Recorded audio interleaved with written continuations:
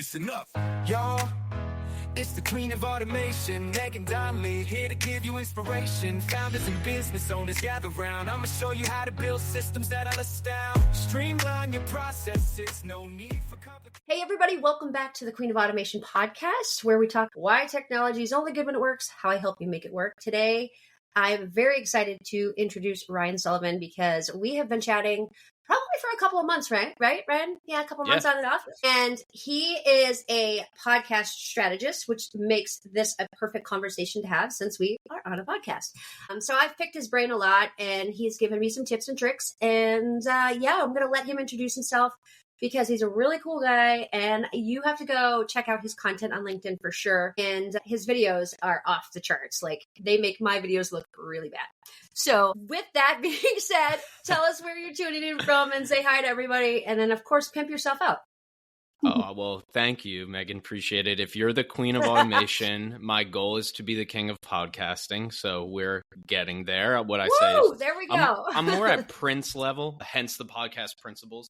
But yeah, so I'm Ryan. I make music and podcasts. I also happen to have a company where we help businesses create podcast strategies that do one of two things: either generate them more revenue or decrease their marketing spend so they can save money, and because everybody wants to do that. So that's what I do. I'm a musician, I'm a rapper, I'm a DJ. I have two businesses, and that's a little bit about me, and we can double click on any of those. But for sure, for why we're here today is we're talking about podcasting, we're talking about ops, we're talking about, automation, all those good things. And so I appreciate you having.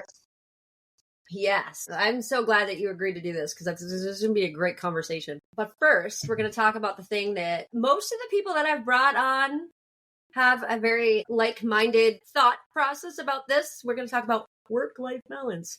And I put the air quotes on there because I don't believe in it. We all have, it's one life. Like, you can't separate, it's one, you're one person, you have one life. It's, I think John, and now of course I'm going to forget his last name, but we had a guest on, probably it was like number 2 or 3.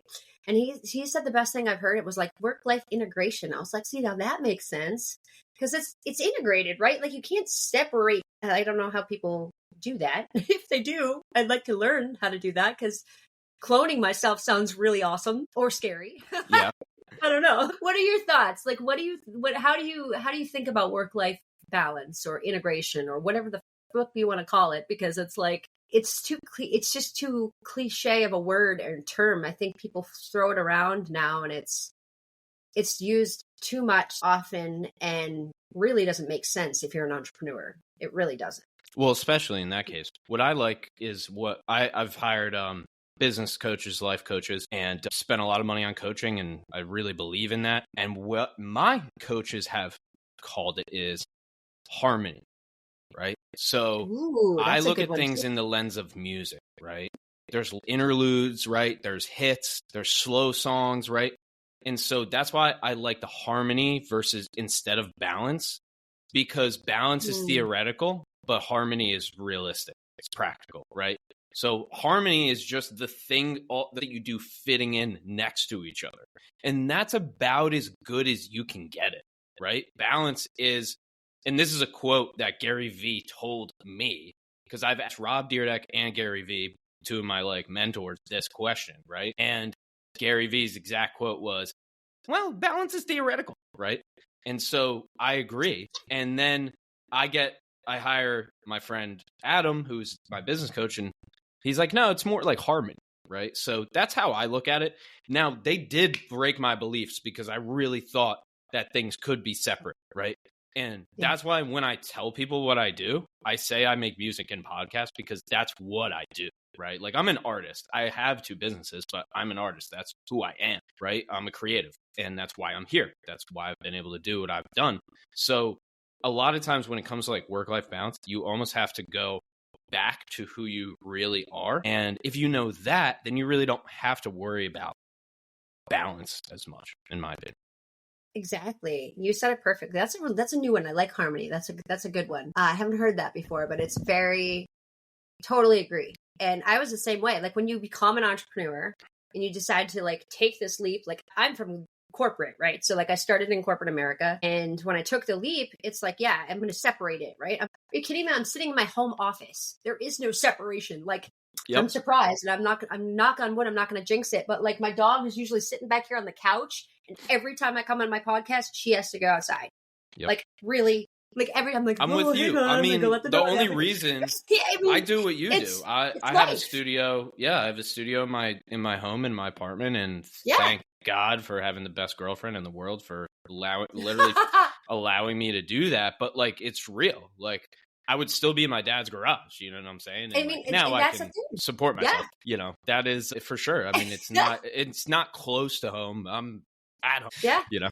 That's what I mean, though. Like, it's just so ridiculous to kind of like, now looking back, you know, like 10 years ago, why did I think that this was going to be a separate, like, it's you are one person, one body, one, like, everything. You work on work things and you work on personal things, but it's still one life. Well, that's just how people explain it, right? Like, that's what we've been preordained to believe, is that there is a balance. That's what the cell is. The cell is that there's gonna be this balance, right? Like, when you're going through the motions, like when you're once you get into corporate, then you're like, oh yes, there's balance. 8 hours a day work, then I come home, then I do this.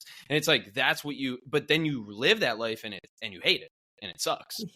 Because it's like the only people who propagate that life are people that have accepted the reality of that life, in which 100%. We haven't accepted that reality, because there are other ways to do it, you know. But so you can't blame anybody for thinking about it like that, because that's just how we've been, you know, brought up to what we've been brought up to think.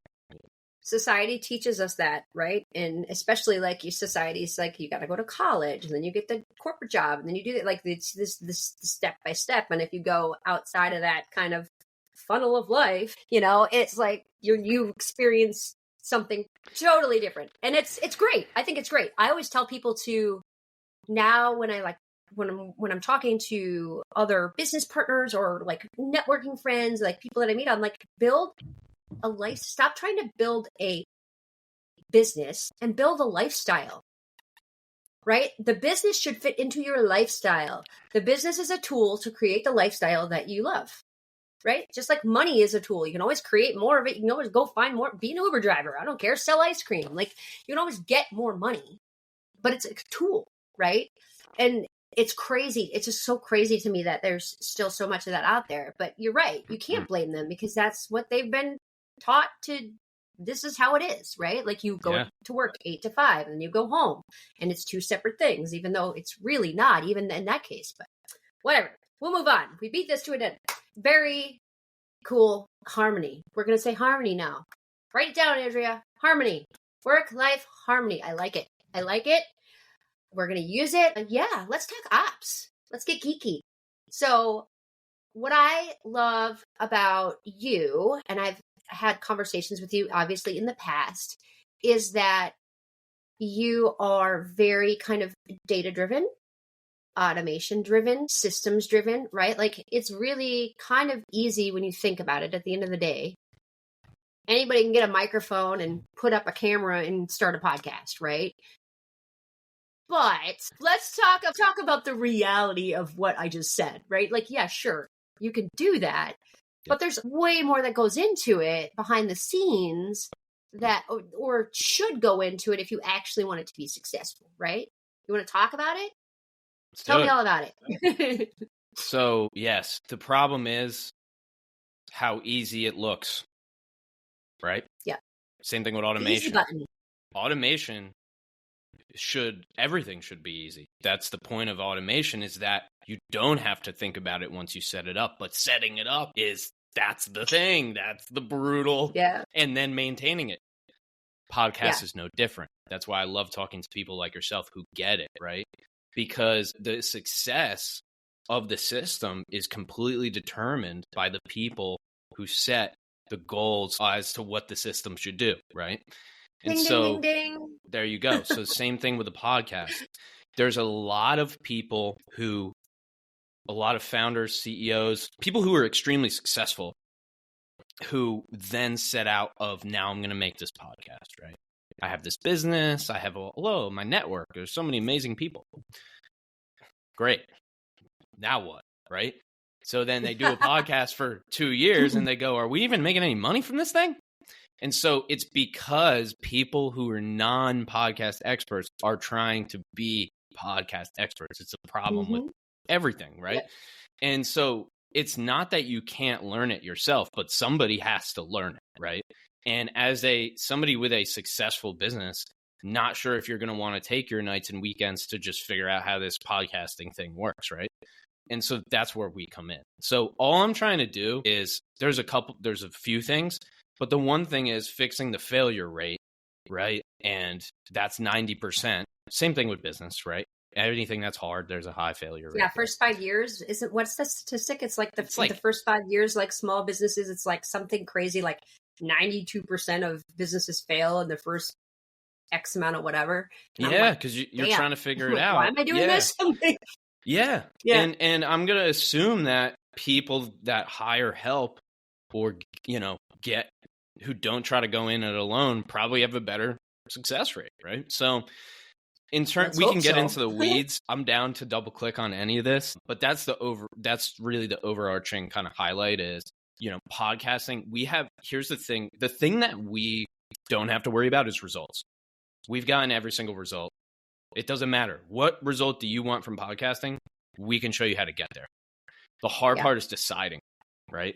And so that's basically what we do. I just think it's really cool and you just echoed everything I always talk about with people when they're trying to simplify their operations, because that's what we do, right? Like we're trying to simplify your operations so that you don't spend 7 days a week, 24 hours a day working.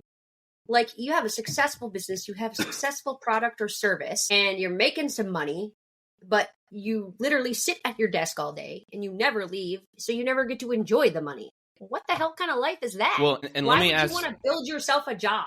Let me ask you this too. Awful. Let me ask you this. Do you enjoy podcasting? I love it. I think it's great. I love having these conversations. And the first time we talked, I was like, yep, I'm going to keep doing this because it's something, and I can't remember exactly what you said, but it was funny because somebody asked me, where are you going to continue the podcast? Or when I know what it was, I told you how many episodes we have. Coming up on 30. And you were like, holy shit, you did that many episodes in 1 year and you didn't quit? I was like, yeah, this is great. I absolutely love talking to founders. I love talking to owners. Like, this is fantastic. And so the question I got asked a few weeks ago was, are you going to keep doing it? Is it making you any money? And I'm like, yeah, I'm going to keep doing it because I love it. I absolutely love it. And if I will figure out a way for it to make me money or I will figure out a way to make money elsewhere or like break even, like, right? Like get five sponsors. What other marketing, right? What other marketing are you going to do for fun? Do you do SEO for fun? I don't. Oh God. Do you analyze trends for fun? I don't. Do you optimize your website for fun? I don't. But podcasting is the only form of marketing that's actually. See, that's what I'm saying. But there you go, right? So then you could talk about that. But the thing is, there's no other form of marketing that people do for fun and actually lose money, right? It's like, that's the thing with podcasting. It's like, it can be, that's why I asked you if you like it, right? Because you're a podcaster now, right? But imagine if you could just do this and then that's your marketing. That's possible. It's not that crazy. My impression is the people who are not going to be successful or not enjoy this. And that's the thing, is it's different for everybody, right? Like if you don't like talking to people, you probably shouldn't start a podcast. Like that's not going to be your thing. Cool. We'll find you something else, or you find somebody else within your team or within whatever and have them do the podcast, right? Like have somebody else be the face. There's a way. Well, but you could cold call all day. Like you could say I could tell you cold call, do 20 cold calls a day. You can do it, but you're not going to do it. Neither am I, right? So the problem is everything works. SEO works, cold calling works, cold email works, Instagram works, Facebook works, Oh, yeah. TikTok It works, all LinkedIn works. if you do it. all works. That's the problem. The thing is, what you're saying, Yeah. you have to find the one that works for you. For me, I have no problem talking to a camera, and I would rather just talk to the camera than my team handle the rest. Boom, that's literally 90% of my content, right? But that's Yep. how I want to do it. But that's the thing, like you're saying, you just got to find that thing that works for you. But you have the personality and the interest and the curiosity, and so great. I can't teach that. But then after that, we can look at, all right, great. How can we optimize it? How can we fill the funnel? And that's where the content marketing. It's so great. And that's why it's so cool to talk to you, because it's all about, it's first of all, words and user experience are the most important part of every business, right? Because the words that you say, they are your brand, they are your business, right? You either piss people off, you whatever, right? Like, but the words are the most important thing. And then there's the user experience. If you have like the prettiest looking website or the best podcast in the entire world, and the back end of your podcast is broken, or your email deliverability is broken and you're hitting the spam box, you're dead. Your podcast could be great, but nobody's in it. Or your onboarding, right? The onboarding experience. How was your onboarding experience? You got some nice emails, right? Like, it's simple. It's really easy to set up. I think it's easy to set up, but that's because I'm a nerd. But it doesn't really, at the end of the day, it doesn't take a lot to make somebody's user experience awesome. Like, it really doesn't. People are pretty simple. As long as you're not like doing something really stupid to piss them off, like, just make their experience easy to use and make it fantastic and personalize it. And I don't know, it's just, it's at the end of the day, everything, no matter what you do, like you said, everything works if you put the time and effort into it. And I feel like for podcasting, people start it and think it's going to be a good idea, and then they just stop. Because they think it costs too much money, they think it's not working, they're not trying. For me, if I like something, like I like this, I'm going to try 500 different things to make sure that this is successful, because that's what I do, right? Mm-hmm. That's what I think we as entrepreneurs do, right? Like, if you're an entrepreneur at heart, no matter what platform you're on, right? You're going to figure out how to make it work. You figure it out. And you fail, and then you get back up and you do it again. And you do it again. You get hit in the face like 10,000 Yep. with a bat. You get run over by a bus, and then you get back up and you go do it again. Yeah. And listen, why am I hiring anybody? It's because they already did all that shit. They already failed all the things, right? Exactly. I failed all the podcasts. Like, you want me to, I'll tell you, like, the first 3 that I did all failed. Like, I'm talking, they shut it all down. They're like, it's not working. It didn't work. Ryan, sorry, your shit didn't work, bro. And I was like, all right, well, I think you didn't work. So then I went out and got another client, and I tried it again. Yep. And then one kind of worked. And I was like, okay, this one's kind of working. But that's what happened. My boss in 2019 hired me to do his podcast for him. I did 16 episodes, and he said, well, it's not working, so we're going to take you off of it. I'm going to do it. And then he never did it, and it shut down. And guess what? Yeah, it didn't work, because he said it wasn't working. Like, if you say something's not working, that means it's not going to work, right? Well, mindset, but instead, if we say, how could it work better? Or maybe when will it work, right? And so that's the thing, right? We've failed all the podcasts. Now, we've also have very extremely successful podcasts, right? That make millions of dollars. And so that's great, but I went through the lumps, right? And that's why I'm hiring you, right? If I need help with setting up my automations, because it's like, that this one software doesn't work. I don't know that, right? Well, that actually doesn't connect with Zapier that well because of this backend thing. All of those little things, like, that's why you're hiring anybody.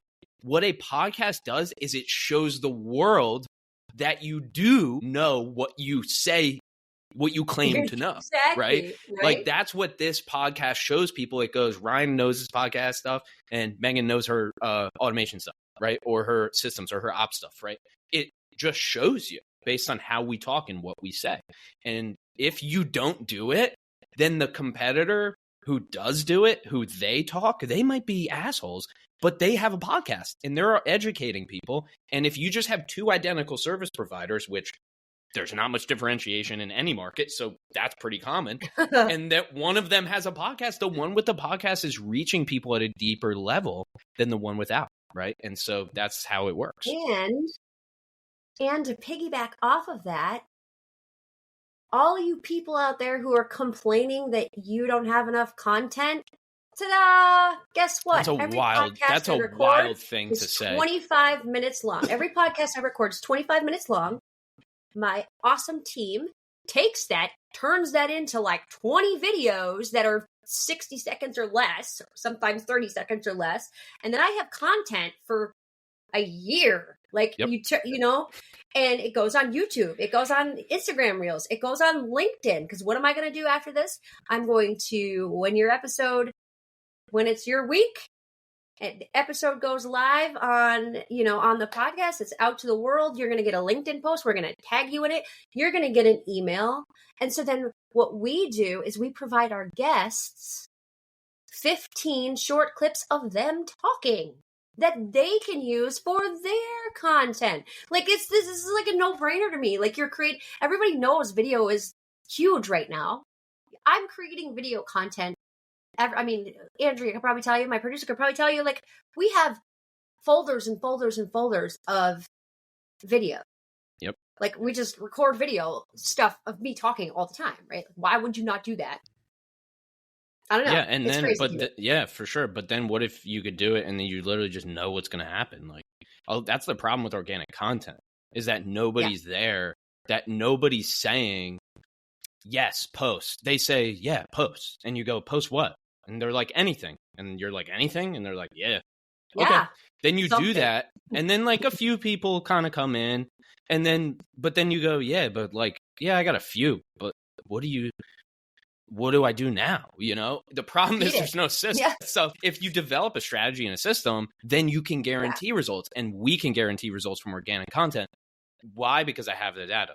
I have all the data to prove it, and I have everything. I have case studies, data, whatever you want. But that's the thing. Just posting doesn't actually really do it. It does more than not posting.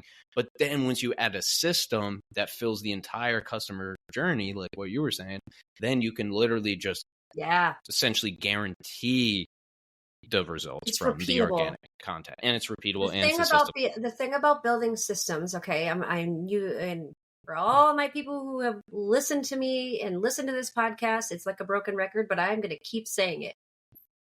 Systems does not mean software. Okay? A system is a repeatable thing that you do over and over and over again. If you, like Ryan, if you get one podcast client and whatever system he puts in place and it works, if it works one time, you can make it work a second time and a third time and a fourth time and a fifth time. You repeat the system. You put a system in place that is either use automation and automate the damn system, or you throw people at it. I'm sorry, but I'm so sick of hearing like people are like, oh, it's too expensive. I can't afford to hire somebody. Yes, you can, because I can tell you how much time you're wasting doing XYZ when you put a person doing XYZ on that, and you now have 10 extra hours to do whatever money-making task, or whatever it may be. Like, that is a system.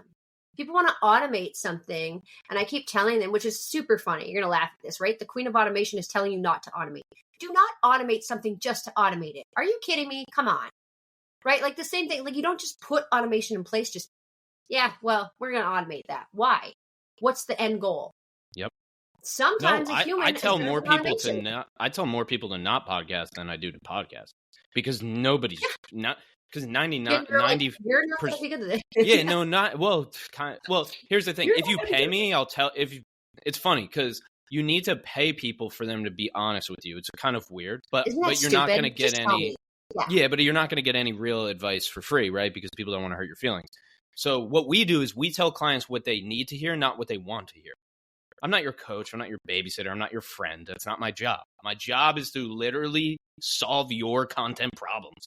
And if that requires me saying maybe somebody else needs to be the face of this, then I have no problem saying that, as long as you're a client. Absolutely. Right? But I think what happens is The problem is people, back to your point about automating everything. Oh, If you ask them why 3 times, why did you automate this? Because this, but why? Well, because they can't get to level 3 of the why they're doing it. The reason why people do random content, the reason why people do random automations, and the reason why people test stuff is because they don't have a strategy. The strategy is not a plan. A strategy is a list of priorities in an order, right? To your point, a system is the repeatable processes within that strategy, and then the plan is the actions you take, right? So that's the problem, though. If we had a strategy, we would know exactly what to automate and when to automate it. But we are all, again, it's people trying to do your job who don't know anything about it. It's people launching a podcast who don't know anything about podcasts. Well, in that case, that's why you're wondering why nobody's listening to it, right? So, and I'll be honest, that's it. I'll be honest, that was the reason that you and I had our first conversation, because I didn't know I don't know anything about podcasting. This is why I go out and find people like Ryan, so when I first started the podcast, I had a friend named Travis who was on LinkedIn all the time, and I literally paid him. And he told me step by step what to do, how to set it up, exactly what I needed to do. And he literally babysat me and held my hand and step by step by step by step. Don't do this, do this. Don't do this, do this. This is what you're going to want. This is I'm going to give you recommendations for mics. I'm going to give you if this is what your goal, And I was like, done. Best money I ever spent, because otherwise I would have spent however many hours researching mics, researching ring lights, researching all of the things that I didn't need to research because somebody else has already done it. Like, why would I do that? That's ridiculous. I think the best thing I heard a couple weeks ago was there was a statistic, and of course I'm going to forget what it was. Like the amount of money spent, I don't even know. You know what? I'm not even going to try because I can't remember the statistic. But it's like the amount of time humans waste on the things they don't know how to do, like learning the things they don't know how to do, and then complain that their business isn't growing. It was and I don't remember what the statistic is, but it was really, really bad. Cool. Education's awesome. You do that on your own time. Like me, I'm a super nerd, right? Love technology. Do I do it in the middle of when I'm supposed to be doing stuff for my team? No. Do I do it in the middle of when I'm supposed to? No. You know what I do on Friday night when I'm sitting in front of the TV with my kids and my family? Because I really think TV is a waste of time. I have my laptop open and I'm playing with new technology. I'm like, ooh, look at this shiny new toy. Ooh, look at this. And then I come back to my team and I'm like, guys, look at this. And they're like, Megan, stop buying things. Stop it. And then I'm like, reality check. Damn it. You mean I can't buy this new piece of software that we absolutely don't need? And then, but there are ways. You can figure out ways to do the education. If you want to DIY stuff, go for it, right? Who are you and I? Ryan and I are let's take me as a case study. You want to DIY it? Go for it. But you have to know that if you're DIYing, it's going to take you longer, okay? If you want to do that, awesome. But you need to understand that is a choice, and don't complain about the time it takes you to grow because you're choosing to do it, you're choosing to do everything yourself. That's great.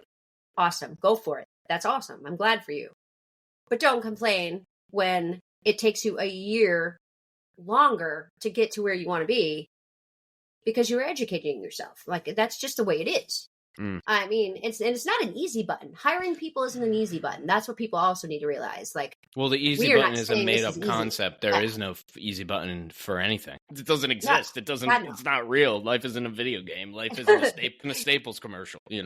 Right, exactly. If we all had that big red, we'd be hitting it all the time, and we'd all be bazillionaires. It'd be great. Let's figure that out. Exactly. Sounds good. Going back to what you said too, you said, oh man, when you were talking about the repeatable processes and stuff like that, and the strategy, right? So first of all, strategy is also not an execution plan, right? So the strategy is here. Right? The strategy is, at the end of the day, what's your outcome? What's your goal? What does success look like? Success looks like this for me. I'm starting a podcast and I want to do this because, or I'm going to do this by this date because I want this outcome. I need to be able to measure success. I'm a super data nerd. If you cannot measure what you're doing, you need to stop working on it like right now. Like, why? If Yep. you are not measuring what you're working on, how do you never know when you get the, like, how do you know if it's successful if you're not measuring it? Like, I don't understand that at all. Like, that makes no sense to me. So you're just doing shit to do shit, like throw stuff at the wall, see what sticks, and then you're like, oh, that was successful. How do you know that? Well, I don't know. Well, then stop doing that. Like, don't do that. But you said it, like, strategy, you have to put the strategy in place. You have to know what success looks like. And that is not an execution plan. Then you have to turn that into the execution plan of, like, here are the steps to get to that. Like, I don't know. Ridiculous craziness there's in this world, right? For sure. Yeah. I mean, that's the problem that we ran into, which was, are we helping people launch a podcast, or are we connecting them with their ideal prospects? And so I now do not work on any podcast that's not for business. So, because nobody can help you do that.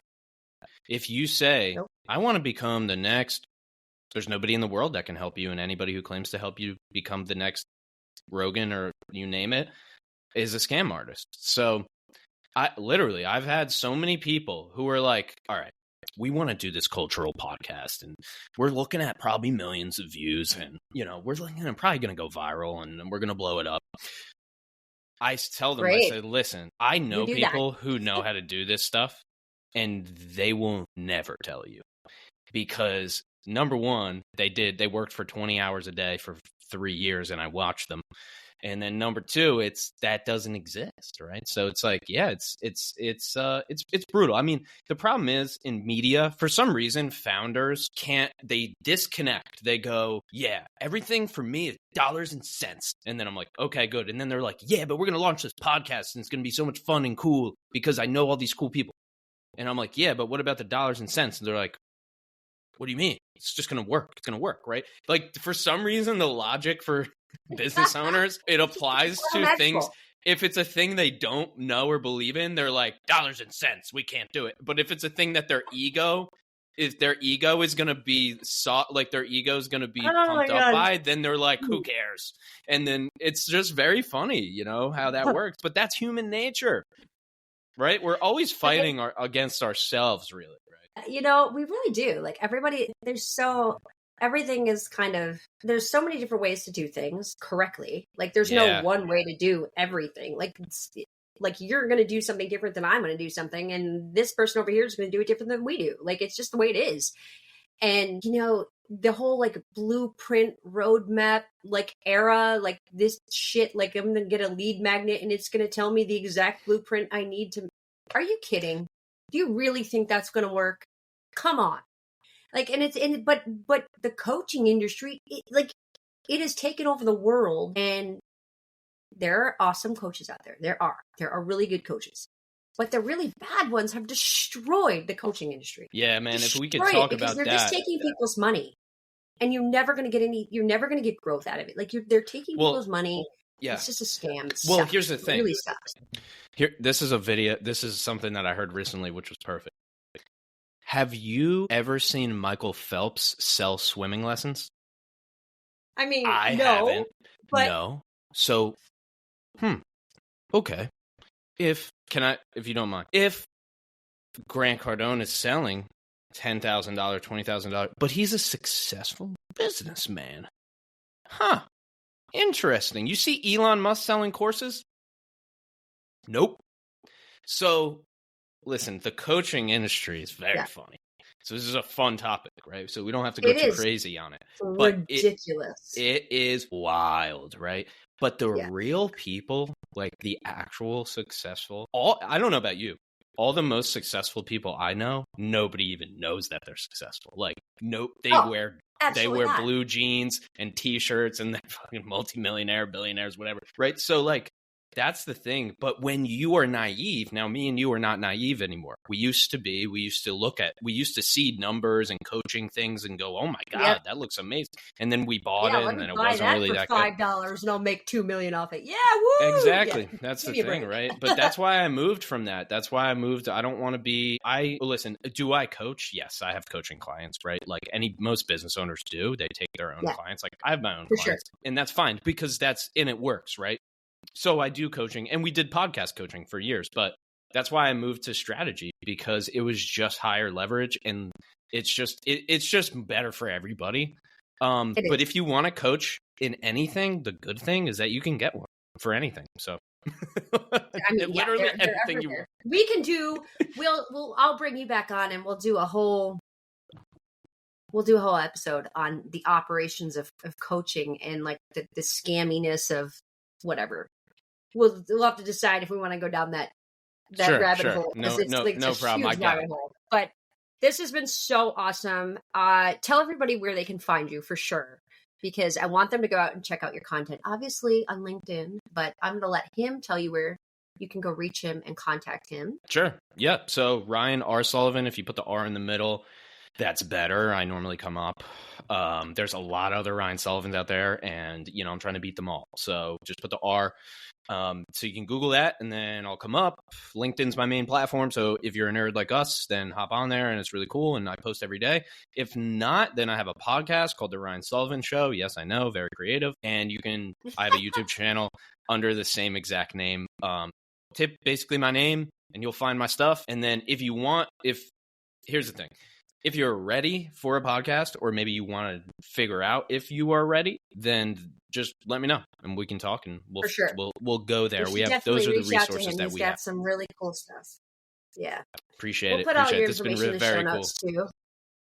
Okay, great. Yeah. Thank you so much for doing this. This is awesome. The energy is unmatched. That's why you're really good at this. It's gonna be great, and we're gonna put all your information in the show notes so people can just click and link. We'll do all the work for you. If you're seeing the show notes, you'll be able to just click to all the places to find him. But I highly encourage you go check out his content, because like I said, his videos are awesome.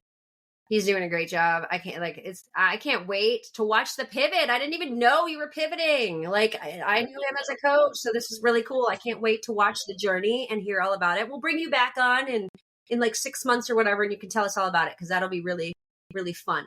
That's all the time we've got for today, guys. Remember, technology is only good when it works. And we will see you next week. Bye. Peace.